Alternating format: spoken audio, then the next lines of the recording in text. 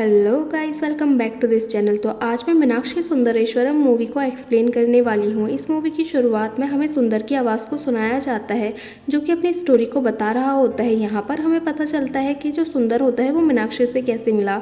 Movie की starting में हमें सुंदर की फैमिली को दिखाया जाता है, जो कि सुंदर के लिए रिश्ता देखने के लिए जा रहे होते हैं। वो लोग किसी गाँव में पहुँचते हैं तो उनको घर नहीं मिलता। यहाँ पर ही मीनाक्षी की फैमिली भी खड़ी होती है, जो कि सुंदर की फैमिली को अपने घर में बुला लेती है। तो सुंदर के घर वाले सोचते हैं शायद यही उस लड़की का घर है।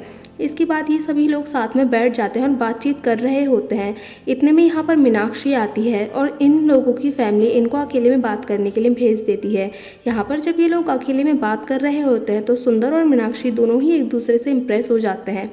लेकिन तभी इनके जो चाचा होते हैं उनके पास मैरिज ब्यूरो वालों का कॉल आता है और वो उनको बताते हैं कि आप लोग अभी तक लड़की देखने के लिए नहीं पहुंचे हैं। यहाँ पर उनको रियलाइज़ होता है कि ये लोग गलत घर में आ गए हैं। अब यहाँ पर जब सबको ये बात पता चलती है तो सब लोग थोड़ा परेशान और हैरान जैसे हो जाते हैं।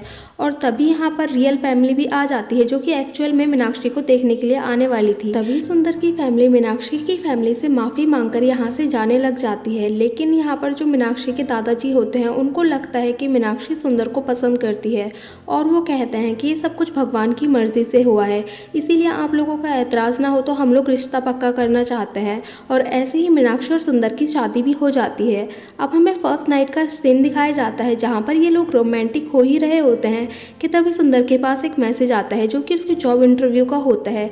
अब सुंदर सब कुछ छोड़ छाड़ के अपने जॉब इंटरव्यू की प्रिपरेशन करने में लग जाता है। अब हमें नेक्स्ट डे का सीन दिखाया जाता है, जहाँ पर सुंदर इंटरव्यू से वापस आ रहा होता है और उसका इंटरव्यू बिल्कुल भी अच्छा नहीं गया होता है, इसलिए वो काफ़ी सैड होता है और एक जगह बाहर बैठा होता है। तभी उसके पास मीनाक्षी आती है और वो उसको एक एनवलप दिखाती है। जब सुंदर इस एनवलप को खोलता है तो उसमें एक जॉब का ऑफर लेटर होता है, जो कि बेंगलुरु का होता है। मीनाक्षी उसको बताती है कि ये एनवलप उसको रद्दी से मिला है। इसके बाद जो सुंदर होता है वो इस जॉब में जाने के लिए रेडी हो जाता है और इसके बाद वो अपनी पैकिंग स्टार्ट कर देता है। अब जब सब लोग रूम से चले जाते हैं तो मीनाक्षी सुंदर को वो शर्ट देती है, जो कि वो उसके लिए गिफ्ट के तौर पर लाई होती है। यहाँ पर थोड़ा रोमांटिक सीन आता है और ये दोनों आपस में किस करते हैं, लेकिन सुंदर को बीच में से ही यहाँ से जाना पड़ता है, क्योंकि उसकी अप्पा के रूम में पानी चू रहा होता है। क्योंकि छत का पाइप फट गया होता है, इसलिए उसको जाना पड़ता है। अब हमें नेक्स्ट डे का सीन दिखाया जाता है, जहाँ पर सभी लोग सुंदर को स्टेशन पर छोड़ने के लिए जाते हैं और सुंदर बेंगलुरु पहुँच जाता है। यहाँ पर आने के बाद सुंदर को पता चलता है कि ये जो जॉब है वो बस बैचलर्स के लिए है, इसलिए वो अपनी शादी की बात को सबसे छुपा लेता है। ये जो इंटर्नशिप होती है वो 1 साल की होती है और इसमें सभी को एक ऐप बनाना पड़ता है और जिसका ऐप सबसे ज़्यादा सक्सेसफुल रहेगा वही इस कंपनी में आगे वर्क कर पाएगा। इसके बाद हमें मीनाक्षी और उसकी ननंद मुकई को दिखाया जाता है, जो कि एक कैफ़े में बैठे होते हैं। ये लोग बातें कर ही रहे होते हैं, तभी वहाँ पर मीनाक्षी का कॉलेज फ्रेंड अनंथन भी आ जाता है। ये लोग बातें करते हैं और थोड़ी देर बाद जो मुकई होती है वो कहती है कि मुझे अपनी फ्रेंड से मिलने के लिए जाना है और वो यहाँ से चले जाती है। इसके बाद हमें रात का सीन दिखाया जाता है, जहाँ पर जो मीनाक्षी होती है वो सुंदर को बताती है कि रिजर्वेशन हो गया है और वो कल बेंगलोर पहुँच जाएगी। लेकिन सुंदर उसको वो बैचलर वाली बात के बारे में बताता है और मीनाक्षी से कहता है कि अभी तुम बेंगलोर मत आओ, और वो उससे एक रिक्वेस्ट करता है कि किसी तरह से घर में सब कुछ संभाल लेना और घर वालों को सब कुछ समझा देना। अब रात में डिनर के टाइम में मीनाक्षी सब लोगों से कहती है कि वो अभी बेंगलोर नहीं जाएगी। वो कुछ काम का बहाना बनाती है और कहती है कि कुछ टाइम रुकने के बाद बेंगलोर जाएगी। अब एक सॉन्ग के थ्रू मूवी को आगे बढ़ाया जाता है और इस सॉन्ग में हमें इन दोनों का लॉन्ग डिस्टेंस रिलेशनशिप को भी दिखाया जाता है। जो सुंदर होता है वो इससे पहले कभी भी रिलेशन में नहीं आया होता है, इसलिए उसको कुछ भी पता नहीं होता है। इसलिए वो कुछ भी करने से पहले उसको गूगल सर्च करता है। अब हमें दिखाया जाता है कि जो सुंदर का रूममेट और उसका फ्रेंड भी होता है वो उसको बताता है कि अगर तुम लड़कियों से कहोगे कि तुम उनके बिना खुश हो तो उनको बुरा लगता है और उनको गुस्सा आने लग जाता है, इसलिए उनको हमेशा ऐसा फील करवाओ कि तुम उनके बिना तुम्हें बहुत ही ज़्यादा बुरा फील हो रहा है। जो सुंदर होता है वो भी ऐसा ही करता है और वो सारी की सारी लाइन मीनाक्षी को सेम टू सेम चेप देता है। इसके बाद जो मीनाक्षी होती है उसको लगता है कि सुंदर के वहाँ कोई भी फ्रेंड नहीं है और वो बहुत ही लोनली फील कर रहा है। अब नेक्स्ट डे मुकई मीनाक्षी को बताती है कि 2 अक्टूबर को सुंदर भाई का बर्थडे है और जो मीनाक्षी होती है वो उससे कहती है कि सुंदर ने कुछ भी करने के लिए मना किया है, लेकिन वो सुंदर को बहुत अच्छा मानती है, इसलिए वो डिसाइड करती है कि वो उसके बर्थडे को स्पेशल बनाएगी और वो अपने अप्पा के साथ बेंगलुरु के लिए निकल जाती है। अब सुंदर के बर्थडे वाला दिन भी आ जाता है। यहाँ पर जो सुंदर के फ्रेंड्स होते हैं वो उसका बर्थडे सेलिब्रेट करते हैं और अपने रूम में ऐसे बहुत सारे लोगों को बुला लेते हैं जिनको सुंदर जानता तक नहीं था। यहाँ पर ये लोग पार्टी करते हैं और खूब डांस करते हैं। सुंदर डांस कर ही रहा होता है कि तभी मीनाक्षी वहाँ पर पहुँच जाती है और वो ये सब देखकर शॉक रह जाती है क्योंकि सुंदर ने उससे झूठ बोला था। अब यहाँ पर मीनाक्षी सुंदर को केक देकर हैप्पी बर्थडे बोलती है और सबसे बोलती है कि मैं सुंदर की कज़न हूँ और यहाँ से चले जाती है। अब सुंदर मीनाक्षी के पास आता है और उससे सॉरी बोलता है, लेकिन मीनाक्षी उससे बहुत ज़्यादा गुस्सा हो जाती है क्योंकि उसने उससे झूठ बोला था और कहा था कि वो बहुत ही लोनली फील करता है। लेकिन सुंदर उससे कहता है कि जैसा तुम समझ रही हो ऐसा कुछ भी नहीं है और मैं तुम्हें समझा सकता हूँ। लेकिन मीनाक्षी गुस्से में होती है, इसलिए कुछ भी सुने बिना यहाँ से चली जाती है। अब नेक्स्ट डे ये लोग सुंदर के ऑफिस पहुँच जाते हैं। यहाँ पर एम्प्लॉयज़ के अलावा किसी का भी ऑफिस में जाना अलाउ नहीं होता है, लेकिन जो मीनाक्षी होती है वो सुंदर के अप्पा को जैसे तैसे करके ऑफिस के अंदर भेज देती है। जो सुंदर के अप्पा होते हैं वो लिफ्ट से जा ही रहे होते हैं और उसी लिफ्ट में सुंदर भी होता है।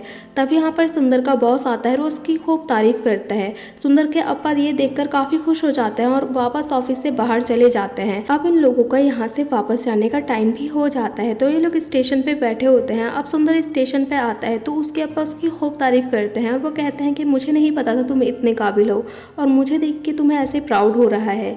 जो मीनाक्षी होती है वो सुंदर से बात नहीं करती और वो ट्रेन में बिना कुछ बोले ही बैठ जाती है और यहाँ से चली जाती है। बेंगलोर से वापस आने के बाद मीनाक्षी का मूड बहुत ज़्यादा ख़राब रहने लग जाता है। तब अनंतन उससे बात करता है और उससे पूछता है कि क्या हुआ है। तब मीनाक्षी उसको बताती है कि हमारा रिलेशन बिल्कुल भी अच्छा नहीं चल रहा है और मैं खुद को बंधा बंधा सा फील कर रही हूँ। लेकिन अनंतन उसको समझाता है कि तुम्हारी अरेंज मैरिज है और अभी तुम एक दूसरे को इतना अच्छे से नहीं जानते हो, इस रिलेशन को थोड़ा टाइम दो और जल्दी ही सब कुछ ठीक हो जाएगा। अब हमें रात का सीन दिखाया जाता है जहाँ पर जो मुकई होती है वो मीनाक्षी के रूम पर आ जाती है और वो उसको बताती है कि बुआ जी आने वाली है इसलिए वो मेरे रूम में सोएंगी, इसलिए अब से मैं आपके रूम में ही सोऊंगी। अब हमें दिन का सीन दिखाया जाता है जहाँ पर बुआ जी को स्टेशन पर बैठा हुआ दिखाया जाता है। कोई उन्हें स्टेशन पर लेने के लिए नहीं आता, इसलिए वो गुस्से में शॉप पर ही पहुँच जाती है। उनकी साड़ी की शॉप होती है। यहाँ पर आकर बुआ जी को एक साड़ी पसंद आती है, लेकिन वो साड़ी पहले ही बिक चुकी होती है और वो साड़ी किसी और ने ही नहीं बल्कि मीनाक्षी के फ्रेंड अनंतन ने ही खरीदी होती है। अब बुआ जी उससे कहती है कि ये साड़ी मुझे पसंद आई है इसलिए तुम कोई और साड़ी देख लो, और वो उसको बताती है कि ये शॉप हमारी ही है। लेकिन अनंतन उससे कहता है कि ये साड़ी मैंने पहले ही खरीद ली है और मुझे यही साड़ी पसंद है इसलिए मैं इसी को लेना चाहता हूँ। लेकिन यहाँ पर जो बुआ जी कहती है कि तुम कुछ और भी ले सकते हो और ये कलर देखो मुझ पर कितना अच्छा लगता है। तब अनंतन उससे कहता है कि ये कलर आप पर बिल्कुल भी सूट नहीं कर रहा है और आप दूसरी साड़ी ले लो।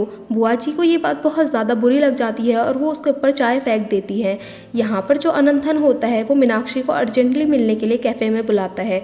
यहाँ पर आने के बाद वो उसको साड़ी गिफ्ट करता है और उससे कहता है कि मेरे जो पापा का बिज़नेस है जो कि मैं संभाल रहा था वो बिल्कुल भी अच्छा नहीं चल रहा है और अब हमें एक भी ऑर्डर नहीं मिला तो हमारा बिज़नेस लॉस में चले जाएगा और हमें उसको बंद करना पड़ेगा। इसलिए वो मीनाक्षी को अपने साथ वर्क करने के लिए बोलता है। अब नेक्स्ट डे मीनाक्षी अनंतन की दी हुई साड़ी पूजा में पहनती है, तो जो वहाँ पर बुआ जी होती हैं वो उस साड़ी को देखते ही पहचान लेती हैं और वो उससे उस साड़ी के बारे में पूछती हैं। तो मीनाक्षी उनको बताती है कि ये साड़ी उसको अनंतन ने गिफ्ट की है और उसने उसको बिज़नेस में भी सपोर्ट करने के लिए बोला है और वो उसकी हेल्प करने वाली है। लेकिन बुआ जी अनंतन के बारे में उल्टा सीधा बोलती है और उसके अप्पा उसको बिज़नेस में हेल्प करने के लिए भी मना करते हैं। लेकिन जो मीनाक्षी होती है वो कहती है कि अनंतन एक बहुत अच्छा इंसान है, आपको कोई गलत फहमी हुई है। लेकिन जो बुआ जी होती हैं वो उसके कैरेक्टर के बारे में उल्टा सीधा बोलने लग जाती हैं और इन लोगों की बहस स्टार्ट हो जाती है। यहाँ पर जो मीनाक्षी होती है उसको ये बात सुनकर बहुत ज़्यादा गुस्सा हो जाता है और वो भी बुआ जी को काफ़ी उल्टा सीधा बोलती है और यहाँ से गुस्से में चले जाती है अपने रूम में। अपने रूम में जाने के बाद वो सुंदर को कॉल करने ही वाली होती है कि तभी सुंदर का कॉल आ जाता है और वो उसको बताता है कि क्या हुआ है और वो उससे ये भी कहता है कि मुझे अप्पा ने कॉल कर लिया था और वो बता रहे थे कि तुमने उनसे बदतमीज़ी की है।